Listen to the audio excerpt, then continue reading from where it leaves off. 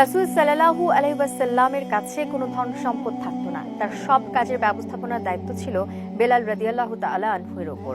নবীজির কাছে যখন কোনো মুসলমান আসতেন এবং প্রিয় নবী দেখতেন তার কোনো কিছু প্রয়োজন, তখন নবীজি বেলালকে প্রয়োজনীয় ব্যবস্থা গ্রহণের নির্দেশ দিতেন। হযরত বেলাল সে অনুযায়ী ঋণ নিয়ে তার ব্যবস্থা করতেন। বিস্তারিত জানাচ্ছেন সৈয়দ নওশাদ। আব্দুল্লাহ হাজওয়ানী রহমতুল্লাহ আলাই হযরত বেলাল রাদিয়াল্লাহু তাআলা আনহুকে নবী সাল্লাল্লাহু আলাইহি ওয়াসাল্লামের ভরণ পোষণের ব্যয় নির্বাহের ব্যবস্থা কেমন ছিল জানতে চাইলে তিনি বললেন, নবীজির কাছে কোনো ধন সম্পদ থাকতো না।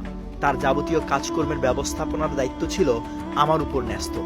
নবীজি সাল্লাল্লাহু আলাইহি ওয়াসাল্লামের কাছে মাঝে মাঝে যখন কোনো মুসলমান আসতেন এবং তিনি দেখতেন তার কোনো দ্রব্যের প্রয়োজন, তিনি আমাকে তার ব্যাপারে প্রয়োজনীয় ব্যবস্থা গ্রহণের নির্দেশ দিতেন। আমি ঋণ নিয়ে তার জন্য চাদর কিনতাম, তাকে খাবারও খাওয়াতাম।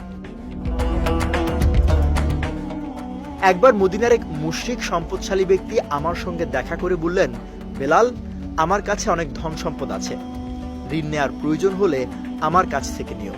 পরবর্তীতে প্রয়োজন দেখা দিলে আমি ওই মুশরিক ব্যক্তির কাছ থেকে ঋণ নিলাম।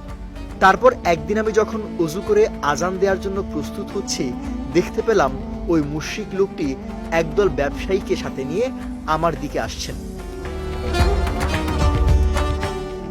আমাকে দেখেই তিনি বলে উঠলেন, হে হাবশী। আমি বললাম, বলুন কি বলবেন। তিনি আমাকে গালমন্দ করতে লাগলেন এবং বললেন, তোমার কি জানা আছে মাসের আর কতদিন বাকি? আমি বললাম, মাস তো প্রায় শেষ। তখন তিনি বললেন, মাস পূর্ণ হতে মাত্র 4 দিন বাকি আছে। আমি তোমার কাছ থেকে আমার পাওনা টাকা আদায় করে ছাড়বো, অথবা তুমি আগের মতো গরু ছাগল চড়ানো অবস্থায় ফিরে যাবে। তার এরকম রূঢ় কথাবার্তায় আমি মর্মাহত হলাম। পরে রাসূল সাল্লাল্লাহু আলাইহি ওয়াসাল্লামকে বিস্তারিত জানিয়ে বললাম, এখন তো আপনার কাছে তেমন সম্পদ নেই যা দিয়ে আপনি আমার ঋণ পরিশোধ করতে পারেন, আর আমার কাছেও কিছু নেই। আপনি আমাকে অনুমতি দিন, আমি পালিয়ে গিয়ে অমুক মুসলমান গোত্রের কাছে আশ্রয় নেই। ঋণ পরিশোধের ব্যবস্থা হওয়ার আগ পর্যন্ত আমি সেখানেই থাকব।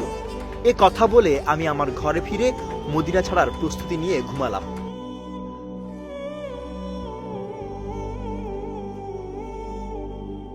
পরদিন ভোরে যখন আমি পালানোর জন্য তৈরি, তখন এক ব্যক্তি দৌড়ে আমার কাছে এসে বলল, বেলাল, নবীজি আপনাকে ডাকছেন।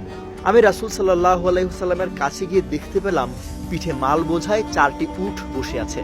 মহানবী বললেন, সুসংবাদ আছে, তোমার ঋণ পরিশোধের জন্য আল্লাহ তাআলা এ সম্পদ পাঠিয়েছেন।